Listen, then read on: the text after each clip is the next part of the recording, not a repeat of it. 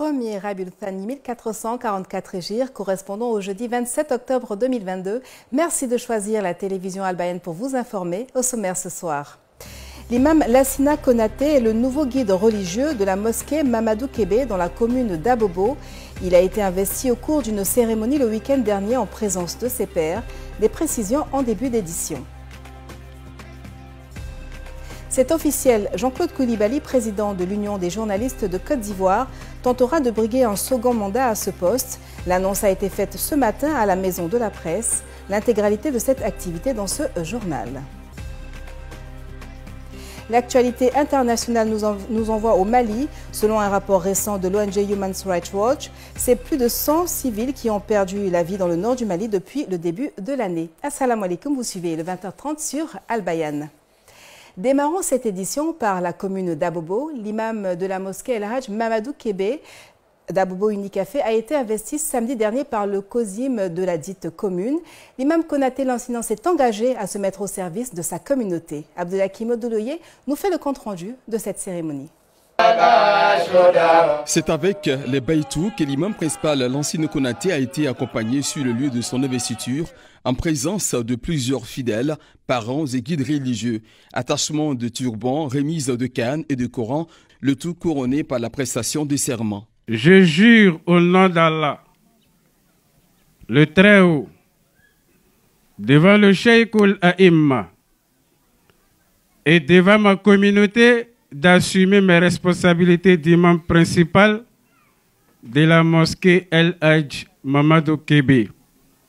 Imam Konaté Lassina, nous prenons acte de ton serment et proclamons ton investiture dans les missions de l'imam principal de la mosquée El Hadj Mamadou Kébé.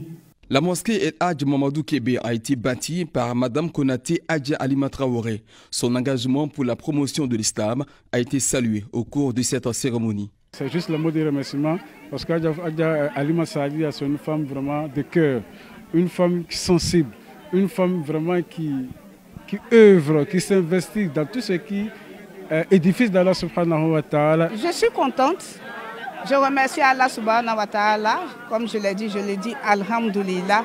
Je pense que j'ai réfléchi, j'ai souhaité et Dieu a réalisé. La contribution de El Hadj Kébé Mamadou, dont la mosquée porte le nom, a également été appréciée à sa juste valeur. C'est un hommage qui a été rendu par la communauté sénégalaise. Parce qu'en lui donnant le nom, ça rentre dans le signe de l'intégration des peuples sénégalais et ivoiriens. Monsieur Kébé, il exerce en Côte d'Ivoire. Il fait à peu près beaucoup de choses pour la communauté sénégalaise, mais aussi pour la communauté ivoirienne. La mosquée El Hadj Mamadou Kébé a officié sa première prière de Djouma le vendredi 21 octobre dernier. L'ambassadeur du Royaume d'Arabie Saoudite en Côte d'Ivoire a procédé hier à la signature d'une convention avec l'État de Côte d'Ivoire. Elle est relative à la suspension de la dette liée à l'initiative de prise en charge du coronavirus par le gouvernement ivoirien en 2020. La cérémonie s'est tenue au cabinet du ministère de l'économie au Plateau. Le reportage de Kanaté Kassoum. Le Royaume d'Arabie Saoudite est un partenaire privilégié de la Côte d'Ivoire. Cette excellente relation a été une fois de plus traduite par la signature d'une convention avec le Fonds saoudien pour le développement. Cet accord porte sur la suspension de la dette liée au plan de lutte contre le Covid-19 initié par l'État de Côte d'Ivoire. Je me réjouis de cette signature aujourd'hui qui vient dans le cadre de la rencontre du G20 qui est initiée pour aider les autres pays. Et cela vient aussi par le fait que la Côte d'Ivoire soutient et l'Arabie Saoudite se soutiennent mutuellement dans les différents organes internationaux en soutenant les différents candidatures l'un et l'autre. Et que ça vient aussi dans le cadre du renforcement de la coopération entre les deux pays.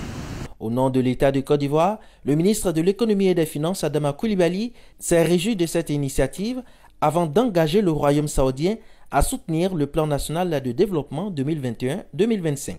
Je voudrais profiter donc de cette occasion pour vous remercier, excellent monsieur l'ambassadeur, ainsi que toute votre délégation, et vous prier de transmettre à vos autorités au niveau de l'Arabie Saoudite notre appréciation de la qualité des relations qu'il y a entre l'Arabie Saoudite et nous-mêmes et vous dire que nous comptons sur l'Arabie Saoudite comme un pays ami pour nous accompagner.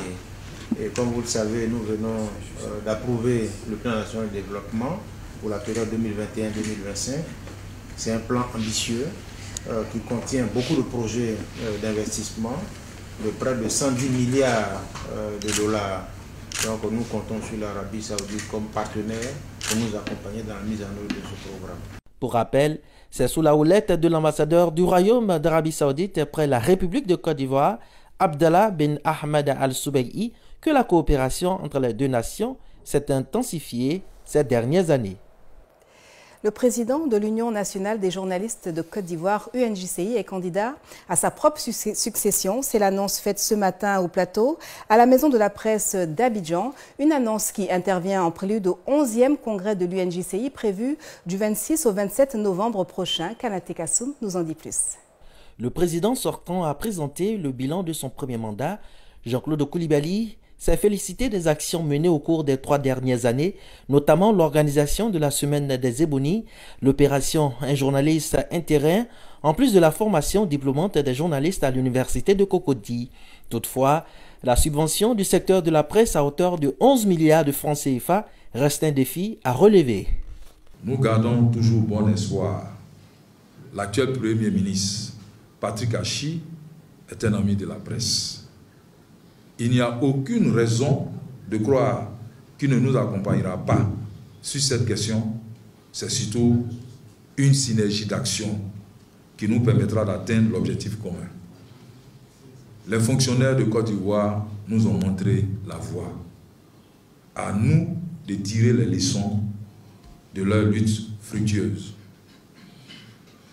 Pour atteindre cet objectif, nous devons être avant tout unis et solidaire. Pour ce deuxième mandat, le président de la plus grande fêtière des journalistes a des idées derrière la tête. Nous sommes candidats pour satisfaire totalement les engagements pris devant les journalistes de Côte d'Ivoire. Nous sommes candidats pour achever le chantier du financement des médias et des acteurs des médias restés en friche. Nous sommes candidats pour ouvrir de nouvelles perspectives à l'Union nationale des journalistes de Côte d'Ivoire. Nous sommes candidats pour maintenir et renforcer le cap de l'honorabilité, de la responsabilité et de la respectabilité tel que l'ont inspiré les fondateurs de l'UNJCI. Chers confrères, l'heure est grave.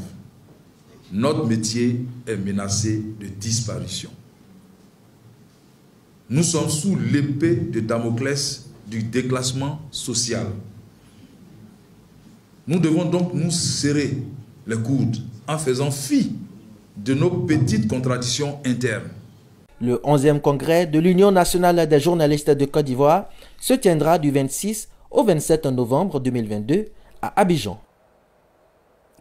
L'ONG Union des veuves et femmes démunies d'Adjamé a organisé le mardi 25 octobre dernier sa 4e édition de distribution de kits scolaires aux orphelins. C'était dans la commune d'Adjamé, précisément au quartier Williamsville. Plus de précisions avec Diomandé Boaké. C'est plus de 250 kits scolaires qui ont été distribués aux enfants orphelins de la commune d'Adjamé avec l'appui technique de l'armée française. L'ONG UVFDA vise à travers cette initiative aider les familles bénéficiaires à faire face aux charges de la rentrée scolaire 2022-2023. Depuis le 10 septembre jusqu'à aujourd'hui, ça nous fait 861 orphelins qui ont reçu des kits scolaires aujourd'hui. L'armée française, les forces françaises sont venues nous donner ce matin 250 kits pour le reste de nos orphelins qui n'avaient pas encore reçu de kits. Vraiment, je remercie Allah subhanahu wa ta'ala. Je remercie tous les donateurs. Les parents des enfants bénéficiaires n'ont pas manqué d'exprimer leur gratitude aux donateurs. Vraiment, Mme Bakayoko, tout son personnel, on leur dit merci. Merci aux donateurs, merci à la Licorne, merci à tous ceux qui la soutiennent. Rappelons que l'ONG UVFDA œuvre au soutien des veuves, des orphelins et des femmes démunies. À ce jour, elle a contribué à l'autonomisation d'environ 115 femmes. Les travaux de l'axe 100, Thiébi et Bolona dans le département de Tingrela au nord de la Côte d'Ivoire vont bon train. Le président directeur général de l'agence en charge de ces travaux a effectué le mercredi 12 octobre dernier une visite de chantier en vue de s'enquérir du niveau d'avancement des travaux. Le reportage de Stéphane Bétier et Diomandé Boaké. Le démarrage des travaux de l'axe 100, Thiébi et Bolona est la réalisation du rêve des habitants de la localité longtemps attendue. Ce désenclavement constitue le premier pas vers le développement rural à la grande satisfaction des villageois. D'abord, c'est le village qui a sollicité. Ils ont sollicité depuis fort longtemps parce qu'il n'y a pas d'accès effectivement entre 100 et Thiébi et Bolona. Donc ils se sont adressés au président pour demander une ouverture de voie et puis désenclaver même surtout le village Thiébi. Cette visite de chantier s'inscrit dans le cadre de suivi et d'inspection de l'évolution des travaux, a fait savoir le premier responsable de Chim Inter, société chargée de la mise en œuvre du projet. Nous sommes heureux de contribuer et d'accompagner l'État dans ces travaux, dans cette volonté d'aider les populations à créer, à vivre dans les meilleures conditions de vie, les meilleures conditions de sécurité. À 45% de taux d'exécution, les travaux s'achèveront dans un délai de 4 mois, a souligné le technicien en rassurant la population. Et les travaux ont démarré il y a quelques mois. Et nous avons procédé au dégagement des emprises, donc nous sommes à 100%, à la mise en forme de la zone dégagée, et également nous sommes à 100%. Et bien entendu, nous sommes au niveau de la pose des ouvrages hydrauliques. Le chef du village de Thiébi a exprimé sa reconnaissance au conseil régional et à l'entreprise Chim Inter à travers des présents lors d'une réception à son domicile. Les musulmans d'Abengourou ont reçu un nouveau corbillard afin de faciliter les procédures funéraires. C'est un don de la jeunesse musulmane de la ville.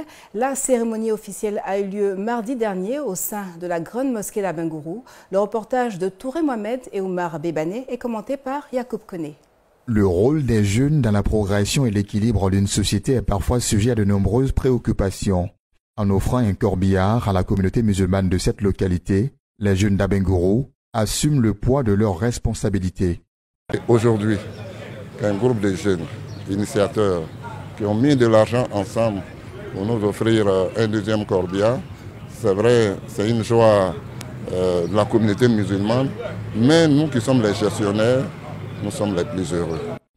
Initiateur de ce don, l'imam Boutin a remis les clés du véhicule funèbre à l'imam principal de la grande mosquée d'Abengourou, imam Saïd Ouattara. Cette action, qui s'inscrit dans une dynamique de foi, a recueilli la satisfaction des autorités de la ville. À notre nom et au nom de toute la jeunesse, remercier l'ensemble de la jeunesse d'Abengourou, la jeunesse musulmane bien sûr, qui s'est sortie de ce qui n'est pas facile, c'est-à-dire l'argent, pour mettre ensemble afin de soulager l'attente de nos parents musulmans. Ce nouveau corbillard est le deuxième offert à la communauté musulmane de la ville. Il vient ainsi renforcer l'arsenal funèbre des habitants d'Abengourou. Dans la région du Folon, les populations de Ménignan, au nord-ouest du pays, ont tenu récemment la deuxième édition de la cérémonie de prière et de bénédiction pour le chef de l'État, Alassane Ouattara, une initiative pour saluer ses efforts pour la paix et le développement dans le Dinguélé. Sanogo Mamadou nous fait le point de cette activité. Élus locaux, cadres et toutes les autres composantes de la population du Folon ont fait massivement le déplacement pour cette cérémonie. Les guides religieux, à travers la lecture du Coran, zikr et séances de bénédiction, ont formulé des vœux à l'intention du chef de l'État. Une manière pour les ressortissants des Ménignans d'exprimer leur joie et leur reconnaissance au président Ouattara pour ses efforts de développement dans leur région. C'est une satisfaction pour tous. L'ensemble des populations ont choisi pour que tous les imams ici se retrouvent aujourd'hui pour la prière. Mais les imams nous ont dit que certes aujourd'hui ils vont le faire de façon ouverte et avec joie, mais de transmettre au président leurs salutations. C'est le lieu de remercier le président de la République pour tout ce qui est fait pour cette région qui a bénéficié donc de nombreux investissements qui n'ont jamais été dans cette région, faits dans cette région depuis 2011. Des dons aux populations des Minignan ont également meublé cette journée d'hommage au chef de l'État. À présent, l'actualité africaine avec notre partenaire, la VOA. La justice guinéenne a annoncé l'interpellation d'un gendarme filmé en train de faire feu lors de dernières manifestations contre la junte au pouvoir, au cours desquelles plusieurs civils ont été tués.